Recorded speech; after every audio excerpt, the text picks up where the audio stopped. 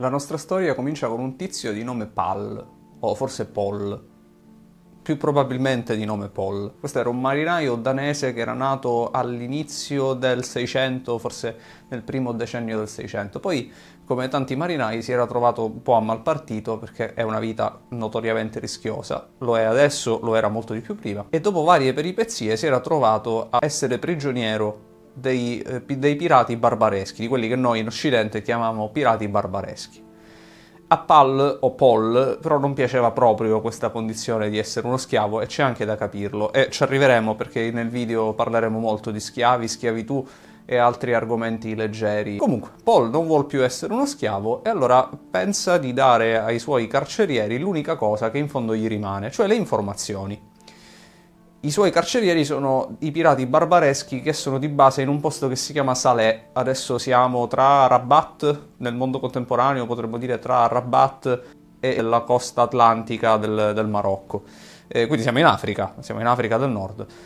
Paul, dalla Danimarca, dice ai suoi carcerieri, a quelli che in realtà non sono più carcerieri ma sono quelli che lo possiedono perché è diventato uno schiavo, che ci sono delle buone opportunità in Europa. In particolare Paul dice che c'è una grande isola a nord della Danimarca, molto a nord della Danimarca, abitata da gente oggi come allora evidentemente molto pacifica, con pochissima inclinazione alla belligeranza e che soprattutto non si aspetta minimamente che da un giorno all'altro arrivino i pirati barbareschi e quindi non è tanto pronta a difendersi. Di cosa sta parlando il nostro primo protagonista di questa storia? Sta parlando dell'Islanda. I pirati barbareschi, che evidentemente erano persone che avevano un certo spirito imprenditoriale, si fidano di Paul e partono. Partono per una spedizione. Un paio di navi, equipaggio ridotto al minimo, armi, quelle che servono, perché in fondo si fidano di quest'uomo, che è un uomo che non ha più la libertà, non ha tanti motivi di mentire. E infatti Paul non ha mentito. I pirati barbareschi arrivano in Islanda e da lì comincia un capitolo di storia che non è assolutamente un segreto. Niente di quello che dirò oggi in questo video è un segreto in senso stretto. Sono tutte cose che si possono trovare su un buon manuale di scuola superiore, forse no, ma comunque un buon manuale di storia a livello universitario, ma poi si possono trovare su internet. Però per qualche motivo, nonostante il fatto che siano cose facili da trovare, sono cose che in qualche modo non vengono discusse quasi mai. La ragione di questo video è proprio capire perché questo succede e poi molte altre cose. Torniamo ai nostri islandesi, torniamo a Paul e torniamo alla sua crew di pirati barbareschi. Che cosa erano andati a fare questi pirati? Che cosa facevano? Che cosa cercavano? Quello che cercano sempre i pirati: oro, bottino, ricchezze e tutto il corollario. Ma non era questo il motivo principale della loro spedizione. Questa gente cercava gente. Questi pirati cercavano delle persone da ridurre in schiavitù per riportarle nel continente africano e venderle nei grandi mercati di schiavi che si potevano trovare in tutta la costa del Maghreb, poi anche molto oltre, e in generale nel mondo islamico. Il raid ha successo e questo lo sappiamo perché 16 anni dopo gli islandesi stessi scrivono la saga del rapimento turco. Loro la chiamano così perché dal loro punto di vista, come d'altronde nel punto di vista degli italiani, di tutti gli occidentali, questi pirati barbareschi sono turchi, nel senso che sono comunque sottoposti al sultano, all'autorità dell'impero ottomano, ma più in generale perché per loro tutto quello che viene da Oriente, anche se in questo caso non è proprio Oriente, ma più Oriente come un sentimento, come un sentire dell'anima, è turco. Laddove turco significa anche strano, esotico, spaventoso, ma soprattutto turco significa islamico, musulmano. Il rapimento turco porta via dall'Islanda 500 persone. 500 tra uomini, donne e bambini che, come detto, non si aspettavano assolutamente un raid, un'incursione così a nord. Ce ne sarà anche un'altra, poi ce ne sarà un'altra in Irlanda, perché evidentemente l'informazione di Paul si è diffusa. E non sappiamo se Paul abbia poi avuto la sua libertà in cambio di questa informazione. Quello che sappiamo è che queste persone persero la loro libertà e divennero di fatto degli schiavi, delle merci da vendere e da comprare al mercato. E sappiamo anche che in fondo la straordinarietà del rapimento turco, come è passato poi alla storia, sta soltanto nella portata dell'impresa. nella distanza geografica tra il punto di arrivo e il punto di partenza, perché poi per il resto non c'era niente di straordinario e tutti gli abitanti d'Europa, soprattutto quelli abbastanza sfortunati da vivere vicino alla Berberia, cioè alla costa del Nord Africa, in fondo lo sapevano benissimo che c'era il pericolo costante che arrivassero i turchi e che quando i turchi arrivavano la morte era una prospettiva, comunque erano dei pirati, ma la prospettiva peggiore era proprio questa: perdere la libertà, diventare degli schiavi, finire la propria vita in catene, chissà dove. E questo fu il destino di moltissime persone, per lo più persone nere, persone dell'Africa subsahariana, ma anche di, come abbiamo appena detto, anche di molti bianchi, italiani, spagnoli, greci, persone dell'Est Europa, una quantità enorme che in un modo o nell'altro vennero ridotte in schiavitù o dall'impero ottomano, come in questo caso, tramite uno stato vassallo, quello che di fatto era uno stato vassallo, oppure dai mercanti arabi. E la domanda è, una delle domande è, ma perché non se ne parla? Perché quando diciamo la parola schiavo ci viene in mente immediatamente la condizione aberrante, terribile delle persone nere schiavizzate dalle persone bianche, dagli europei? Quando, per la verità, per moltissimi secoli la gran parte della tratta degli schiavi internazionale passava invece dal mondo islamico e dai mercanti arabi. Benvenuti su Signum, io sono Sam e questo è uno spazio in cui cerchiamo di comprendere il presente guardando tanto nel futuro quanto, come evidentemente avrete capito faremo oggi, nel passato, per cercare di arrivare quanto più vicini possibile alla verità e alle cose che davvero determinano il nostro vivere e le nostre condizioni di uomini e donne del presente, nello strato che c'è sotto la propaganda e l'interesse, soprattutto l'interesse di una certa parte politica. Per prima cosa ringrazio tutti gli amici che tornano, per questo canale è nuovo, ma io ho un altro canale su cui faccio divulgazione psicologica, quindi ringrazio gli amici che hanno voluto, sulla fiducia molto probabilmente, venire a vedere questo video che io ho annunciato più di una volta. Per tutti quelli che invece non mi conoscono, io faccio una presentazione brevissima di me. Io sono uno psicologo clinico, ma ho anche molti altri interessi, uno dei quali probabilmente avrete intuito. Se volete fare il percorso inverso e vi interessano i temi psicologici, trovate il link al mio canale, diciamo attualmente al mio canale principale, nella descrizione. Adesso però per la prima volta ascoltiamo insieme la sigla di Signum e poi cominciamo a parlare un po' del perché certi aspetti della storia, che come ho detto e lo ripeto perché io non amo i complotti, proprio il concetto di complotto, non sono affatto segreti, eppure non essendo segreti ed essendo alla disponibilità di chiunque, in qualche modo rimangono sempre in ombra. E del perché io non credo che questo sia un caso. Sigla.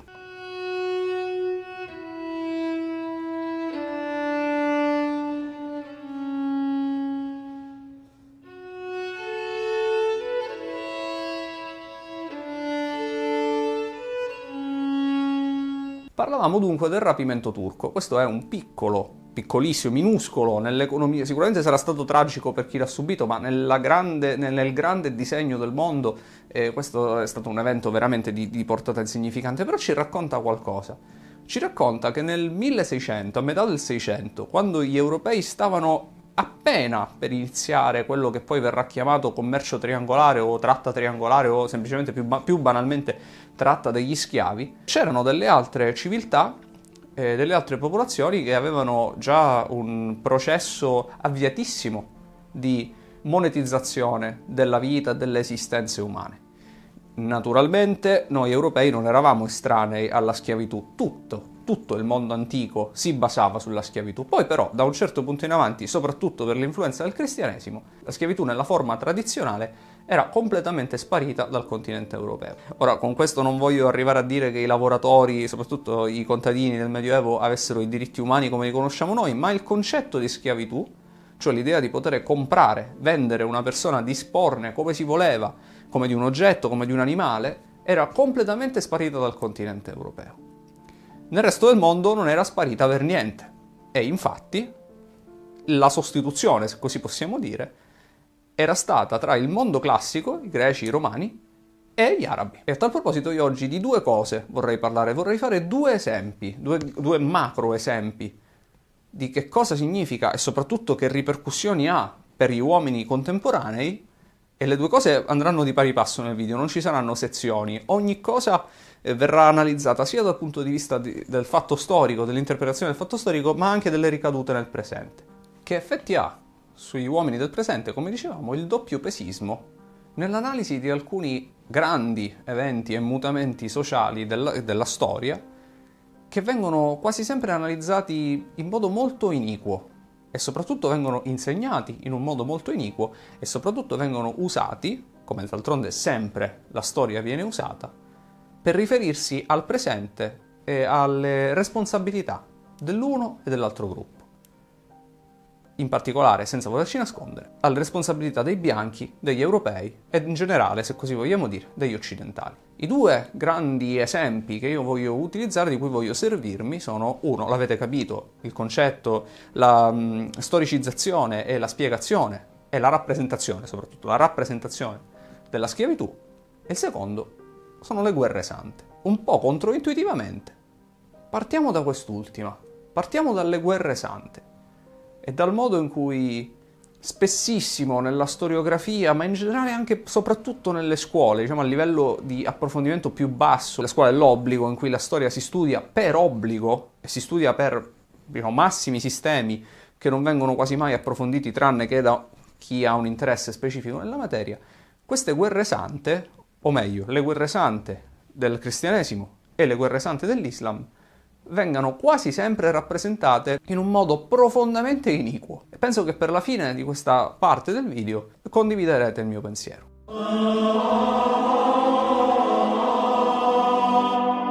Naturalmente, se parliamo di guerre sante cristiane, ci dobbiamo riferire alle crociate. Le crociate, penso che tutti voi abbiate un'idea, però il problema è questo: l'idea che spesso si ha delle crociate è influenzata moltissimo dal fatto che queste sono viste, interpretate e giudicate e criticate in senso kantiano con una prospettiva completamente modernistica. In altre parole, l'interpretazione più comune delle crociate, se lo chiedete a una persona che non è esperta di storia, o lo è, però non è in buona fede, ma in generale se lo chiedete a una persona che non è espertissima di storia, e però l'ha studiata a scuola, quello che vi dirà è che le crociate sono state delle guerre sante, combattute da europei fanatici, se è gentile vi dirà per liberare il Santo Sepolcro, e i luoghi in generale cruciali per la vita e lo sviluppo umano e divino di Gesù Cristo. Se invece questa persona proprio ha un'impostazione profondamente anticristiana, dirà che queste sono state delle guerre sante combattute da europei fanatici per sterminare ed eventualmente sostituire etnicamente i popoli presenti in una ampia zona del Medio Oriente che anche ad oggi non se la passa proprio benissimo dal punto di vista della coesione sociale e della pace. Questa è un'interpretazione che è assolutamente fuori contesto. Però assumiamo che sia l'interpretazione corretta, cioè che alla chiamata di Papa Urbano abbiano risposto effettivamente delle persone che per i canoni moderni, contemporanei, sarebbero dei fanatici religiosi, delle persone che avevano zero interesse per la vita umana, forse in generale, ma comunque sicuramente nei confronti dei gruppi che non erano cristiani, tutti non cristiani, che queste persone abbiano preso le armi animate da un sincero sentimento di devozione, perché non trovavano corretto che in Terra Santa, quella che loro ritenevano la Terra Santa, ci fossero quelli che loro ritenevano degli infedeli. E già, dobbiamo partire da un punto. Ma perché c'erano gli infedeli in Terra Santa? Perché la Terra Santa era diventata, ed era in quel momento, un territorio quasi completamente islamizzato e quasi completamente arabizzato, tra l'altro? E la risposta è semplicissima, perché qualche secolo prima era cominciata quella che viene chiamata nei libri di testo comunemente espansione araba o espansione islamica. Qualcuno dice anche secolo d'oro islamico. Ma che cos'è quindi questa espansione? Se uno legge i libri di testo per come sono scritti, per quanto si faccia riferimento alla figura del profeta Maometto, poi in realtà però si descrive questo processo di conquista che a partire dalla penisola araba portò quelli che erano gli arabi, ma poi di fatto assimilarono tantissimi popoli al loro interno, e vedremo come, perché questo è importante, ad arrivare fino in Spagna, fino quasi in Francia, se non fossero stati fermati dai Franchi, da un lato, a conquistare tutta la penisola anatolica dall'altro lato, da Oriente, quindi un territorio immenso. Il primo problema è però, che qualsiasi persona onesta può capire immediatamente, è che se le crociate sono delle guerre sante, combattute da fanatici religiosi e tutto quello che abbiamo detto, Allora l'espansione araba, che a partire dal VI secolo d.C.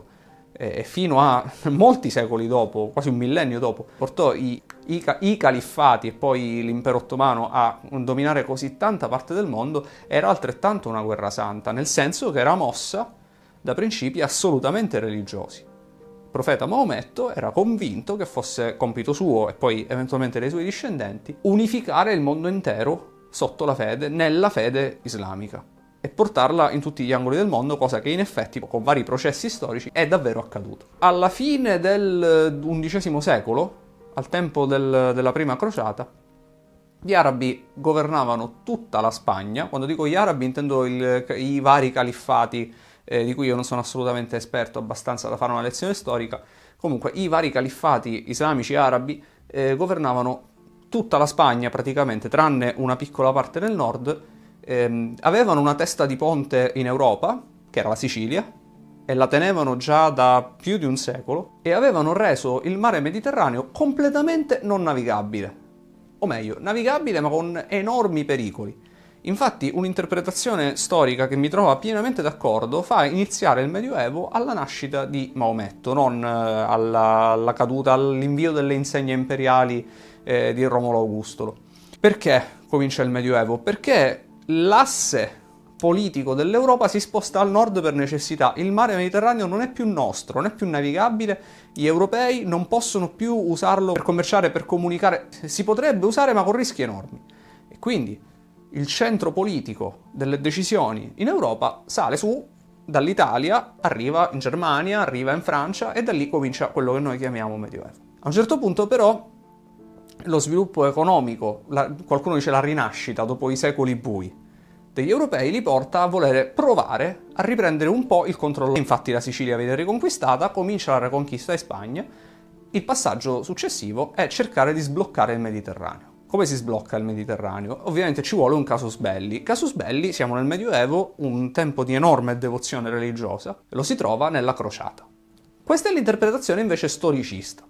Noi ci dimentichiamo della nostra fede, della fede che anima, della fede o della non fede che ci anima, e cerchiamo di vedere le cose da un punto di vista politico. Quindi, i regni cristiani, i regni dell'Europa occidentale, vogliono riprendere il controllo del Mediterraneo, bandiscono quella che chiamano crociata per ufficialmente riprendere il controllo di Gerusalemme e del Santo Sepolcro, tra l'altro ci riescono, e costruiscono una testa di ponte in quello che poi verrà chiamato Regno di Gerusalemme, e il Principato di Antiochia e altri.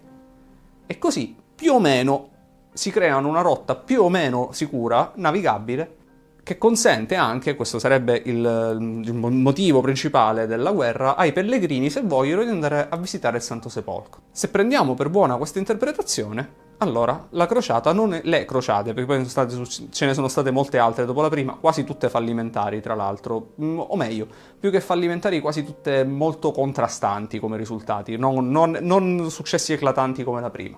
Se la vediamo in quest'ottica, allora stiamo parlando di un evento politico. Punto e basta. Se la vediamo in un'ottica, invece, più di giudizio morale e più applicando i nostri standard moderni di comportamento e di cognizione e di tolleranza a persone che questi standard non li avevano e non li potevano avere, allora sì, siamo di fronte a un'orda di fanatici che hanno commesso quelli che per noi oggi sarebbero crimini di guerra. Dobbiamo tornare ai musulmani però, perché se i crociati in quei 200-300 anni, poi c'è stata una crociata nel 400, ma è stata una cosa di una portata quasi comica, se i crociati si sono macchiati di crimini di guerra, di intolleranza religiosa, e i loro discendenti devono sentirsi in qualche modo colpevoli di questi reati, allora per lo stesso principio i arabi, tutti i musulmani, ma soprattutto quelli di discendenza araba, dovrebbero sentirsi incredibilmente colpevoli, perché il numero di crimini di guerra, stiamo applicando i canoni moderni, quando parlo di crimini di guerra stiamo facendo un discorso non più storico in senso stretto, ma stiamo facendo un discorso moralistico, che però è frequentissimo, soprattutto nelle scuole italiane. Di crimini di guerra, in senso moderno, compiuti dagli arabi nel corso della loro espansione e poi del loro dominio delle zone, ce ne sono stati un'infinità, una quantità impressionante. A tal proposito vi voglio raccontare un'altra storia. Dall'Islanda, della nostra prima storia, ci dobbiamo spostare tantissimi chilometri a oriente. E dobbiamo andare in un posto che probabilmente voi conoscete adesso nel tempo contemporaneo, nel mondo contemporaneo, perché dà il nome a una varietà di grano. Dobbiamo andare in un posto che si chiama Khorasan.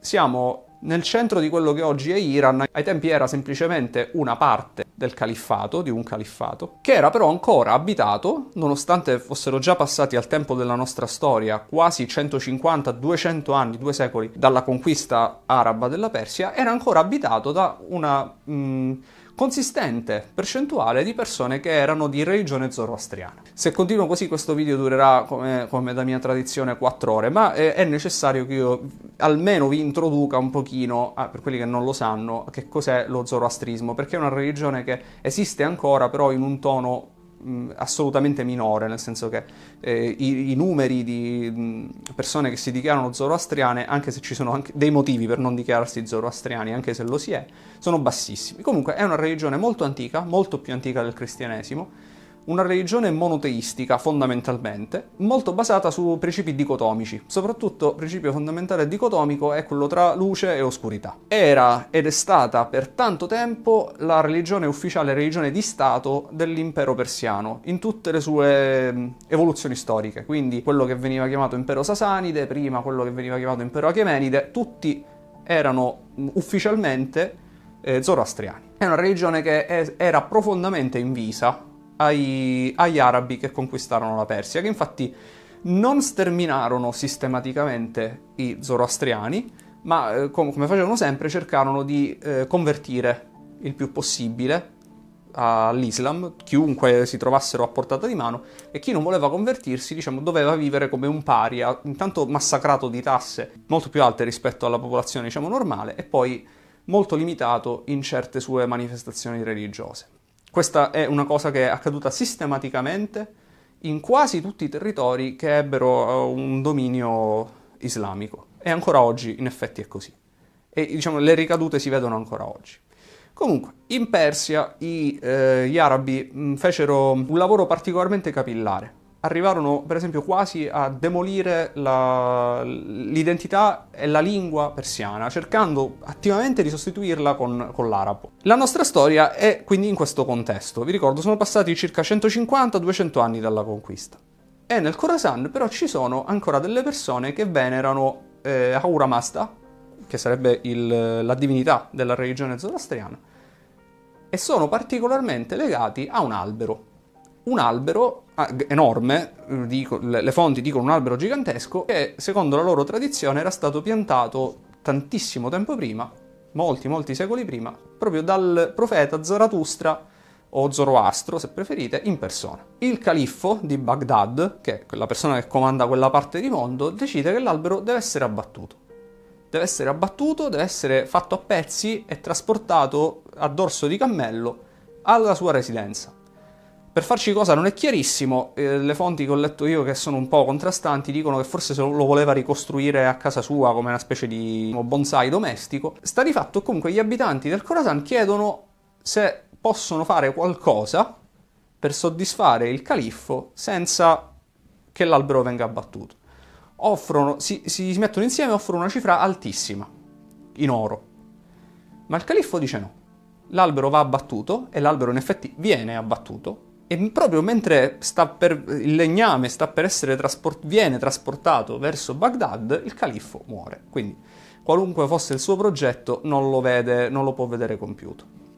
Perché vi racconto questa storia? Perché le conquiste islamiche sono piene di queste storie, sono piene di popoli conquistati che perdono completamente o quasi la loro identità e la loro autonomia.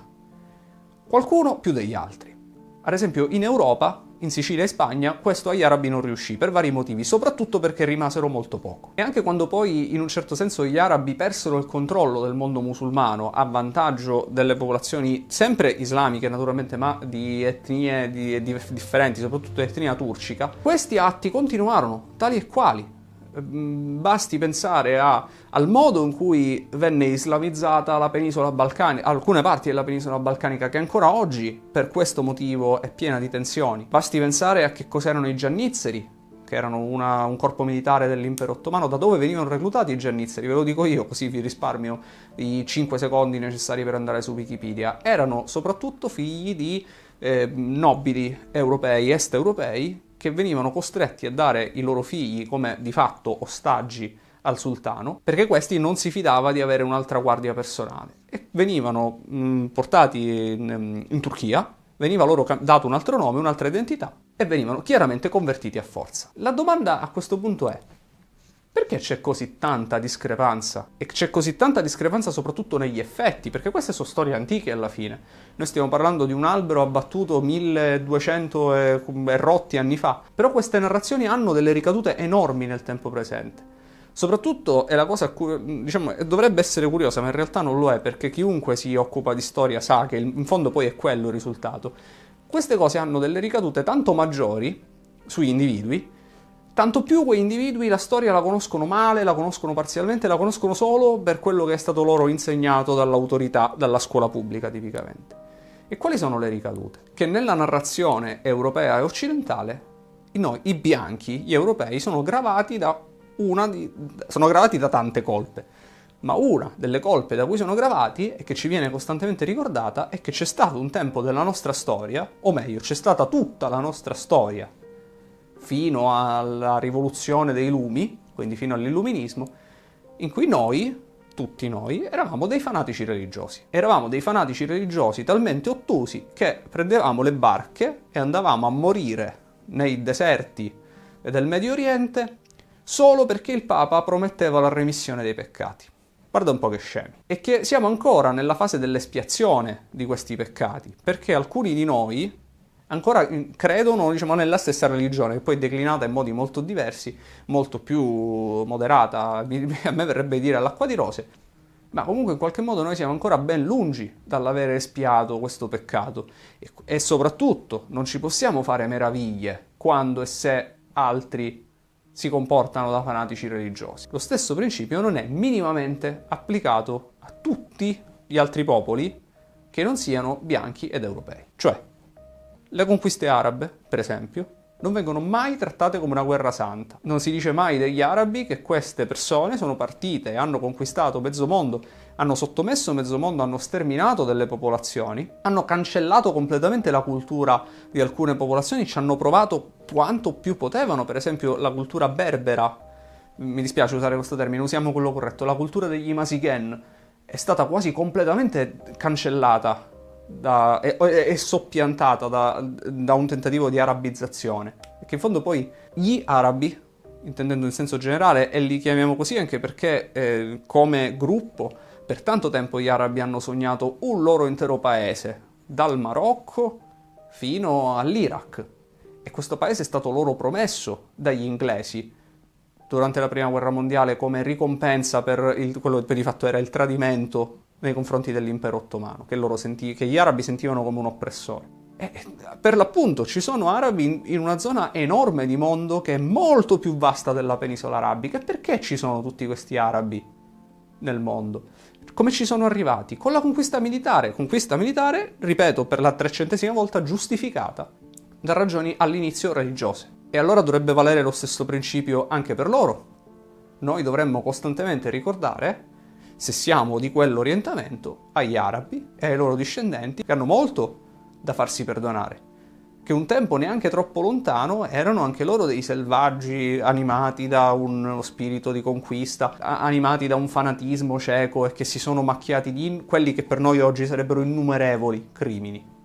Però non lo facciamo affatto.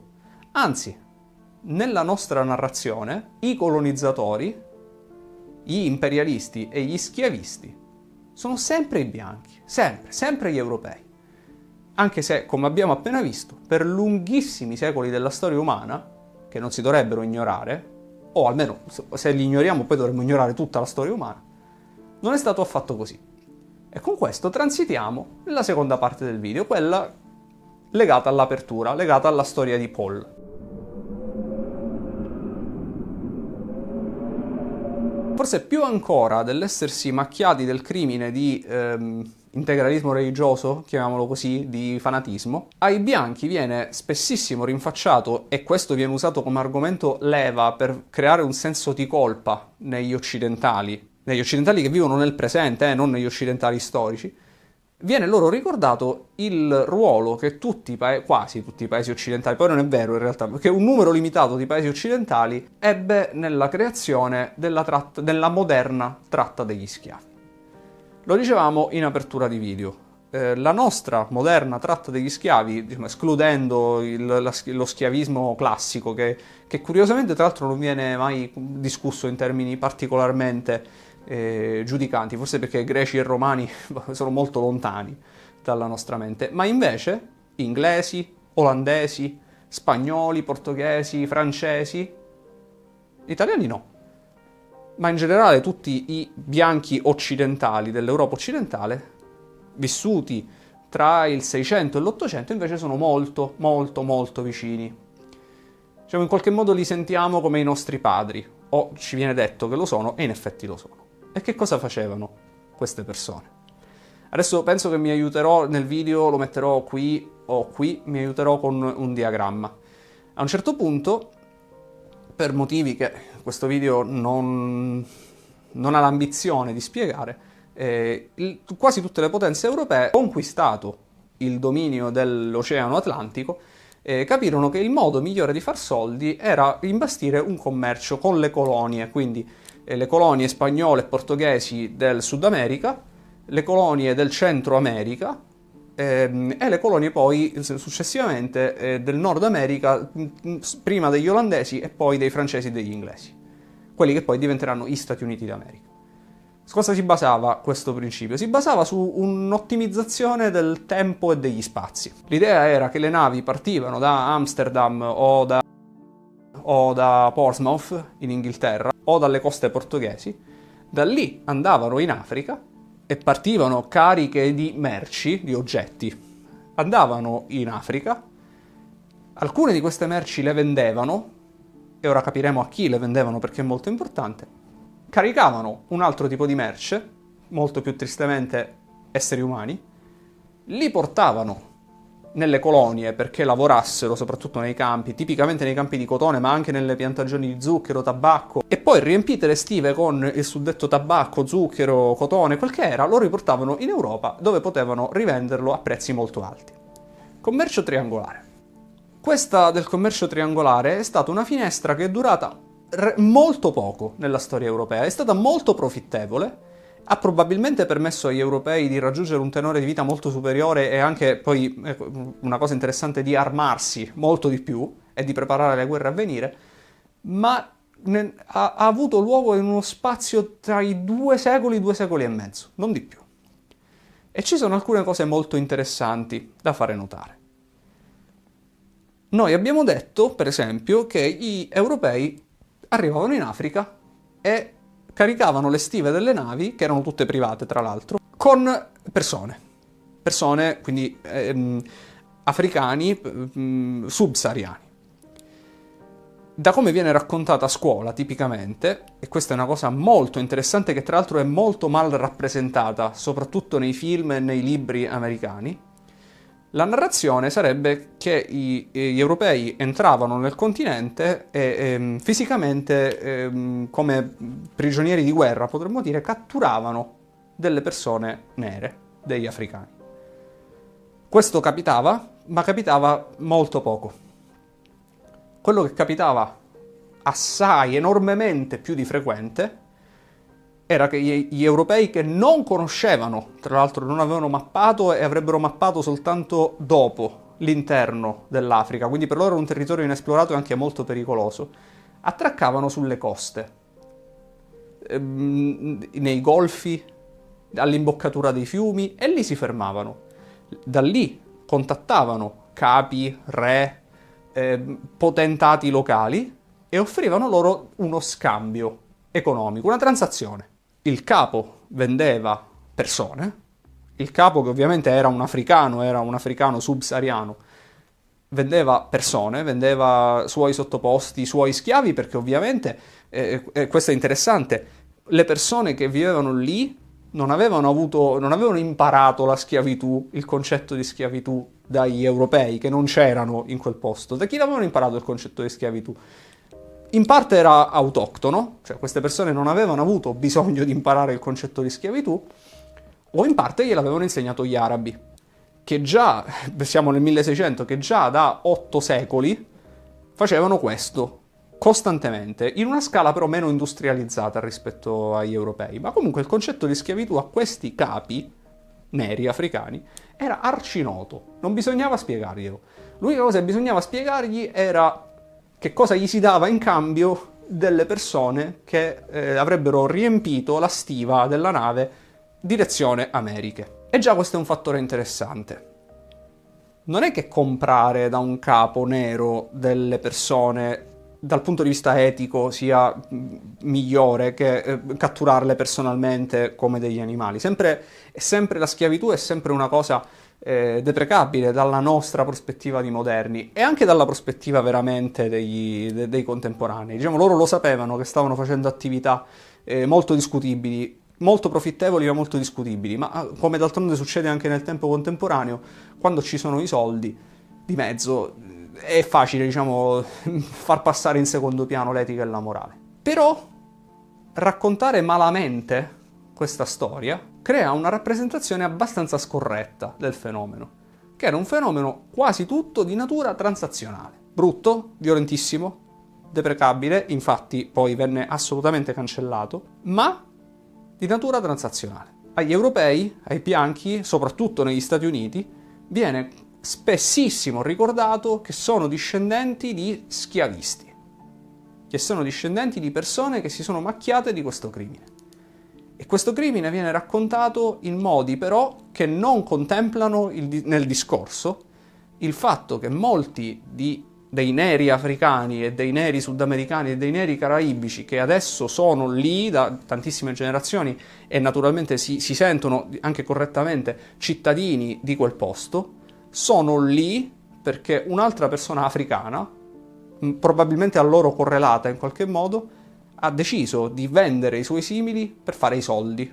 Ha deciso di vendere i suoi simili in cambio di armi moderne per fare la guerra meglio, di oro, se lo poteva spendere, e di altri oggetti che soltanto gli europei avevano. Perché una precisazione, diciamo, en passant, anche i più, quelli che noi conosciamo, e conosciamo pochissimo, anche i più grandi imperi africani, esempio l'impero del Ghana, non sono mai arrivati a un livello diciamo, di sviluppo tecnologico tale per cui hanno mai potuto avere una storiografia. Quindi tutto quello che noi sappiamo lo sappiamo da ricostruzioni scritte da europei o da arabi attraverso i racconti orali. Perciò bisognerebbe anche ricordare alle persone che usano nella contemporaneità questo strumento dell'accusa nei confronti dell'accusa di schiavismo, diciamo, postumo, che nello schiavismo c'eravamo tutti implicati.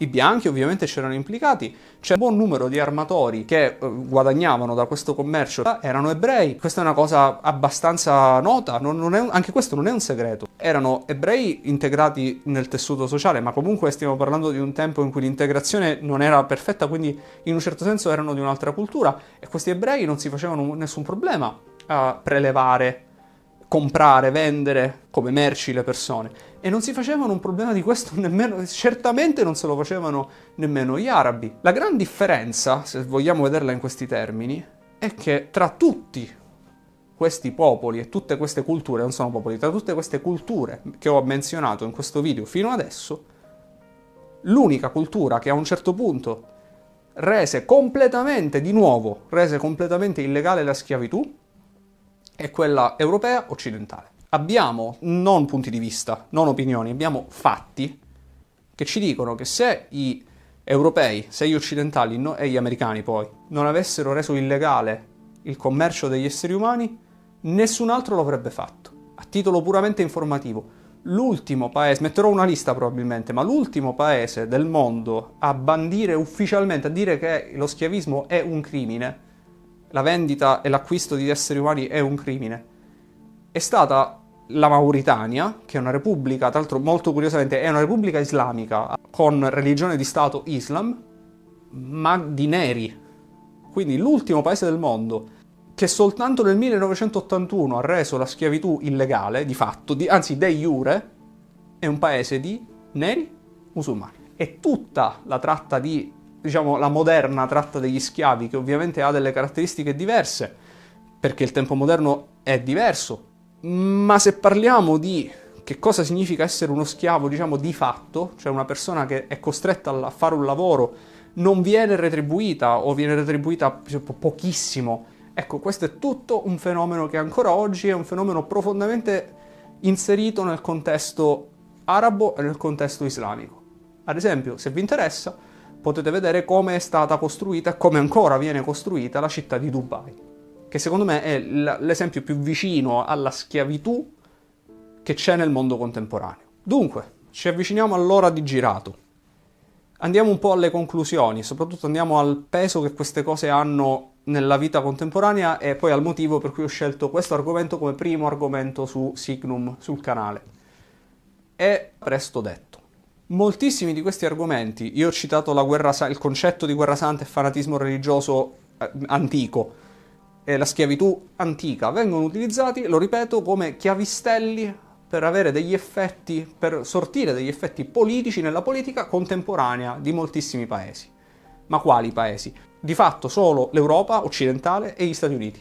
Già in Giappone non c'è questa cosa. E questi strumenti vengono utilizzati per creare un sentimento molto peculiare, che è la vergogna.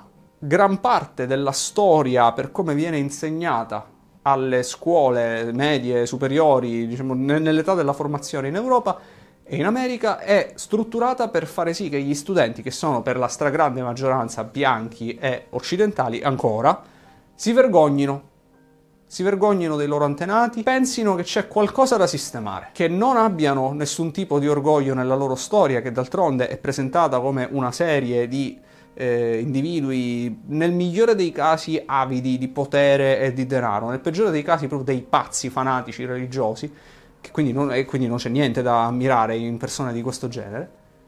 E questa sensazione di vergogna è un potentissimo strumento che si può adoperare per abbattere completamente la fiducia nella propria appartenenza, anzi, proprio nel mettere in discussione il fatto che esista un'appartenenza, il fatto che esista un paese, il fatto che esistano confini. La domanda è, ma perché? Cioè, è una domanda abbastanza logica. Il 99,99% degli scrittori di libri di testo sono bianchi europei, se parliamo ovviamente di libri di testo intesi per l'uso in Europa.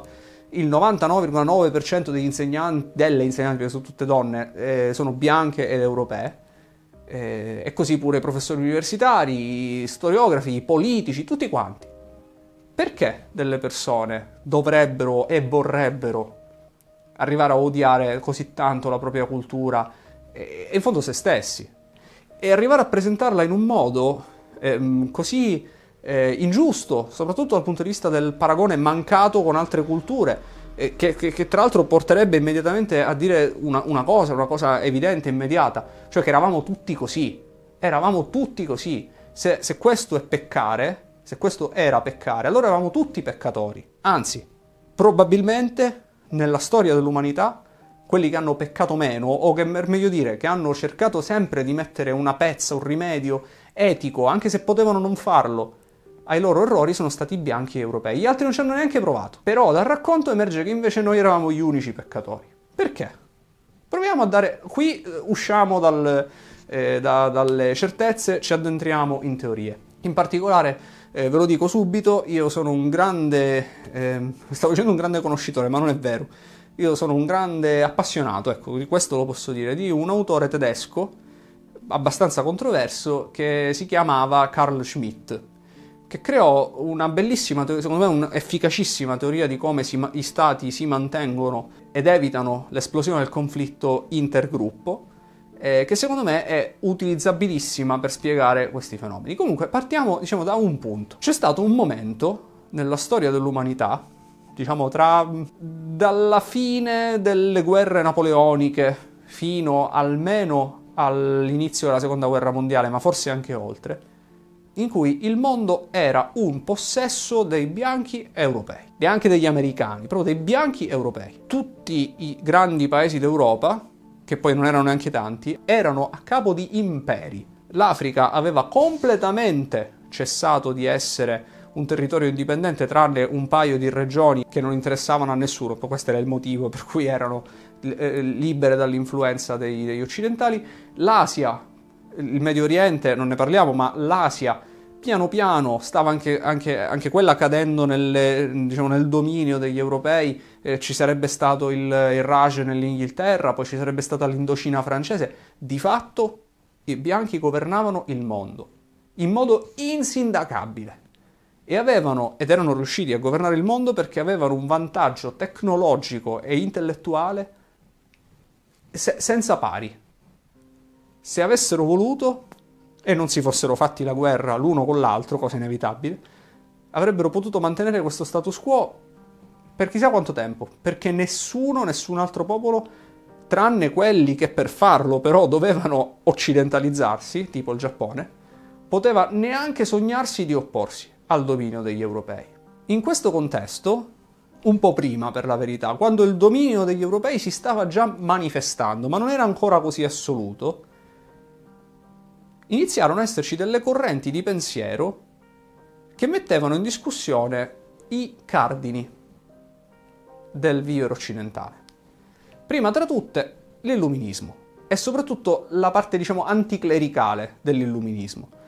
Molte delle concezioni che noi abbiamo oggi nel tempo presente sul significato di certi rituali religiosi, sul ruolo della Chiesa nella vita delle persone e anche su quello che ha compiuto la Chiesa come ente, parliamo di Chiesa cattolica, come ente e come organizzazione, non derivano dalla verità, derivano da propaganda illuminista. Esempio clamoroso che chiunque studi la storia con un minimo di passione conosce e cita: il discorso delle streghe. Ci sono dei numeri riportati da Voltaire. Una doverosa precisazione. Voltaire in effetti sparò un numero piuttosto clamoroso, centinaia di migliaia, ma a esagerare ancora di più. E proprio come critica di Voltaire, troppo cauto per lui, fu un altro illuminista assai meno famoso, un tedesco di nome Gottfried Christian Voigt, che arrivò con dei calcoli allucinanti alla famosa cifra di 9 milioni di donne arse al rogo. Che sono fuori dal mondo. Questo numero che ci ha perseguitati fino veramente all'altro ieri, 9 milioni di donne bruciate sul rogo dalla Chiesa, è un numero che è folle, poteva venire in mente veramente solo a un propagandista. E così pure l'ingigantimento dei crimini nelle crociate e in generale tutto lo spirito anticlericale che animava e muoveva l'illuminismo. Ma ancora una volta, perché gli illuministi erano così anticlericali? Fondamentalmente perché avevano cominciato a rendersi conto che di nemici naturali gli europei non ne avevano più. L'impero ottomano era praticamente finito, o meglio, non era finito, ma cominciava a essere in una fase di arretratezza rispetto all'Occidente che era impressionante. Gli africani non potevano rappresentare più, forse non l'avevano rappresentata mai, una minaccia in senso stretto, parliamo di africani subsahariani. Degli asiatici si sapeva poco, ma da quel poco che si sapeva erano molto indietro e gli occidentali stavano cominciando a fare una scoperta dopo l'altra. Tutte scoperte che si potevano applicare nell'ambito bellico e che li avrebbero correttamente, questa era l'ipotesi, che li avrebbero probabilmente e correttamente portati a governare il mondo. E quindi entra qui in gioco il nostro filosofo di cui parlavamo, Carl Schmitt. Carl Schmitt dice che una società per poter vivere, sopravvivere e prosperare ha bisogno, per evitare di spezzarsi in una miriade di interessi contrastanti e quindi di gruppi in conflitto tra loro, sì, se state pensando che Carl Schmitt pensava ai partiti, pensava esattamente ai partiti, lui diceva che c'è bisogno di un nemico, c'è bisogno di avere un nemico da concettualizzare, una forza esterna, una forza ostile, sempre in agguato, che però deve avere certe caratteristiche. Deve essere forte, perché comunque deve essere una minaccia, ma non deve essere troppo forte, perché se è troppo forte crea il terrore poi crea disgregazione sociale, ma non deve essere troppo debole, perché se è troppo debole ci viene a ridere, gli europei non potevano usare come nemici gli africani con la zagaglia, perché non erano un nemico credibile e non era pensabile che invadessero il continente. Questo nemico deve essere noto, Gli alieni non sono un nemico, non credo che Carl Schmitt abbia mai pensato agli extraterrestri, però ci penso io. Gli extraterrestri vanno bene per scrivere i romanzi di fantascienza, però sono troppo ignoti, non si sa neanche se esistono. Però il nemico non deve essere neanche troppo noto, deve essere una cosa intermedia, abbastanza noto da sapere che comunque è lì, più o meno, sappiamo più o meno cosa fa, ma abbastanza ignoto che non deve essere dire ah sì, mio zio è tra quelli. Questo nemico stava cominciando a mancare, completamente. Per tantissimi secoli l'Occidente aveva avuto un nemico temibile dopo l'altro, ma in quel momento tutti erano svaniti. E allora che si fa? Bisogna trovarsene uno. E l'unico nemico possibile, a quel punto, non poteva venire da fuori, doveva venire da dentro. L'asse del combattimento si spostò e ancora oggi è spostato, nonostante oggi le condizioni siano cambiate completamente, da una minaccia esterna, il nemico, cioè di carne e ossa, anche se poi è simbolizzato, ma comunque è il nemico che ci può muovere guerra da un momento all'altro, a il nemico, una cosa che c'è dentro di noi, i pensieri, l'oscurantismo, i pensieri deprecabili, l'incapacità di usare la ragione, queste cose. Mostro fuori, mostro dentro. E noi ancora oggi viviamo in questa concezione, anche se non è più assolutamente vero, perché di nemici fuori ce ne sono una marea abbastanza preoccupanti, tra l'altro, che potrebbero determinare un pericolo più concreto. Noi occidentali continuiamo a vivere con questa idea, che in fondo tutti i nemici li abbiamo sconfitti, dobbiamo sconfiggere noi stessi. Cosa significa sconfiggere noi stessi? Depurarci della nostra inutile superiorità, che tanto abbiamo comunque già dimostrato, per arrivare alla vera superiorità, la superiorità morale. Mostrarci contriti dei nostri errori passati, anche se poi quegli errori sono quelli che ci hanno portato dove siamo, a poter fare questo discorso, per diventare le migliori versioni possibili di noi stessi. E questo ci porta al secondo punto. Dov'è che si impara a essere le migliori versioni di se stessi? Si impara a scuola. Nel mio canale principale, non so se lo linkerò, se lo metterò qui, ma comunque può essere, in ogni caso lo ripeto, io ho detto, è una cosa abbastanza, lo sanno tutti, che l'istruzione, a partire soprattutto dal primo Novecento, ma poi dal secondo Novecento tantissimo, sia l'istruzione superiore sia l'istruzione terziaria, quindi l'università, sono i feudi di una certa parte politica. Sono feudi della sinistra, del progressismo radicale, del marxismo-leninismo, di tutte le altre correnti, anarchismo, quello che volete. E per tantissimo tempo queste correnti sono state governate ideologicamente, ma pure politicamente, ma pure finanziate, dall'unico Stato sensatamente, veramente socialista del mondo, che era l'Unione Sovietica. L'Unione Sovietica era uno Stato di bianchi europei, per chiarire, che aveva però tutto l'interesse, dal punto di vista strategico e geopolitico, nel minare le sicurezze dell'altra parte dell'Occidente, che Occidente in questo caso inteso come a ovest della cortina di ferro. E come farlo? Con alcuni principi, ad esempio l'anticolonialismo. Instillare negli occidentali l'idea che il colonialismo fosse stato non un errore storico, ma proprio un abominio storico. E che era tutta colpa loro, che erano stati delle persone crudeli che avevano privato altri popoli della loro libertà di agire. E questo messaggio viene ripetuto da 60 anni, 70 anni, nella stessa forma, da insegnanti in tutto l'Occidente, insegnanti che ormai sono orfani perché non c'è più l'Unione Sovietica, perché l'Unione Sovietica non a caso ha perso il confronto con l'Occidente dal punto di vista anche militare, ma indiretto, ma soprattutto dal punto di vista economico. E quindi quella che era una strategia, cercare di ridurre il controllo dell'Occidente su i paesi, quelli che venivano chiamati del terzo mondo. Perché li chiamavamo del terzo mondo? Oggi terzo mondo fa pensare a povertà, miseria, tragedistan, ma terzo mondo voleva semplicemente dire il primo mondo è l'Occidente, il secondo mondo è l'Unione Sovietica, il terzo mondo è quello che rimane. Il terzo mondo è il campo di battaglia che le due parti cercano di influenzare. L'Unione Sovietica cercava ideologicamente, con soft power, di far passare l'idea dentro questi paesi e dentro gli occidentali del fatto che era necessario, indispensabile decolonizzare, perché lo schiavismo è un fattore degli europei occidentali, il colonialismo è un fattore degli europei occidentali. Tutto questo allo scopo banalissimo politico di mettere la propria influenza al posto dell'influenza degli europei.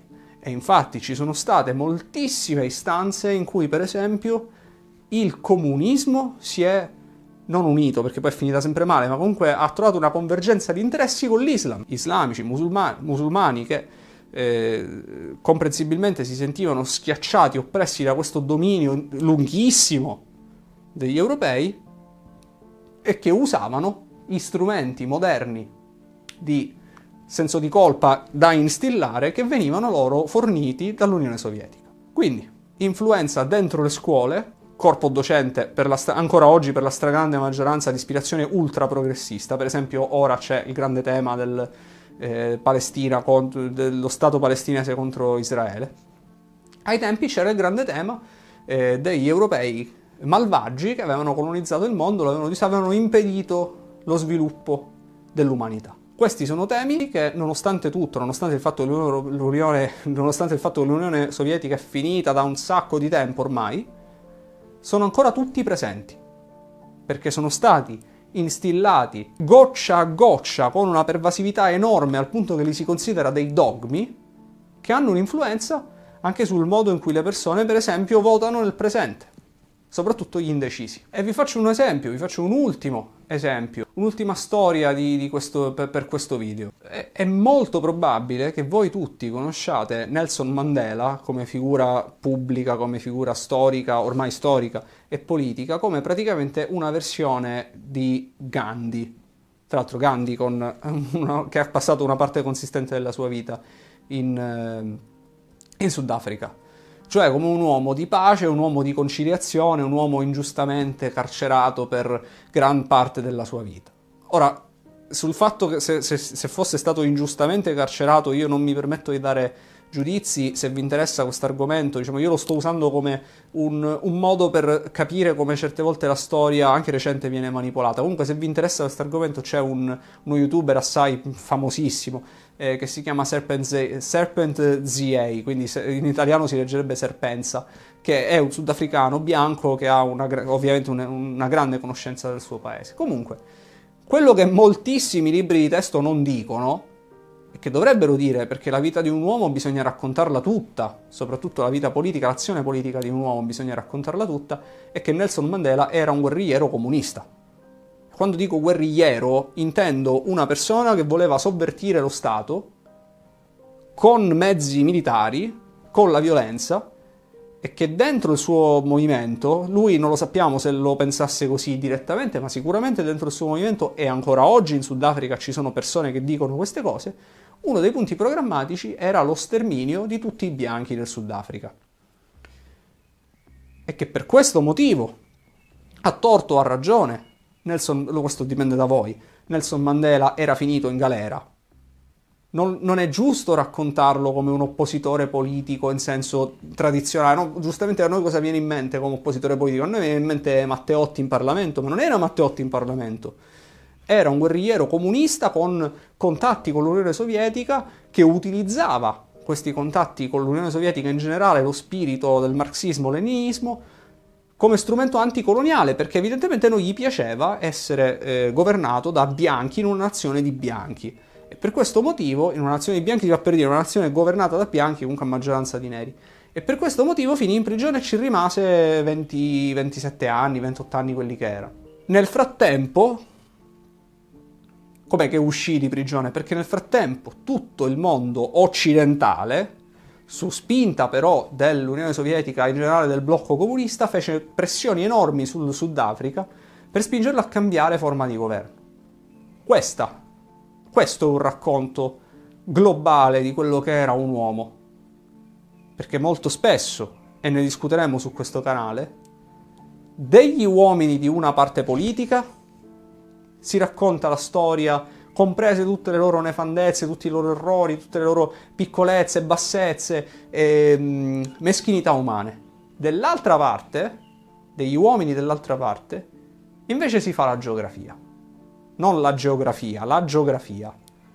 E questo, se mi permettete, non mi piace. Io vi ringrazio per aver guardato questo primo lungo video sul canale che più o meno vi dà un po' il tono di quello che sarà questo canale. Questo è un canale di politica, questo è un canale gestito da una persona che non ha nessuna difficoltà, penso l'avrete capito, ma non ha nessuna difficoltà a definirsi un conservatore e che in qualche modo vorrebbe come obiettivo, come grande obiettivo, penso che questa parte sarà quella che metterò su Instagram, perché è all'ultimo, perché è la parte programmatica. Io vorrei che la mia parte politica si ricordasse un pochino che oltre a fare gli slogan, oltre a entrare in Parlamento, gestire i soldi e poi eventualmente, se uno ha certe inclinazioni, diciamo, godersi la vita, ecco, mettiamola così, ci vorrebbe anche un forte interesse verso la cultura intesa proprio come campo della battaglia delle idee. Ancora una volta, io vi ringrazio per esserci stati e come dirò in tutti i video da ora in avanti, in questo segno noi vinciamo.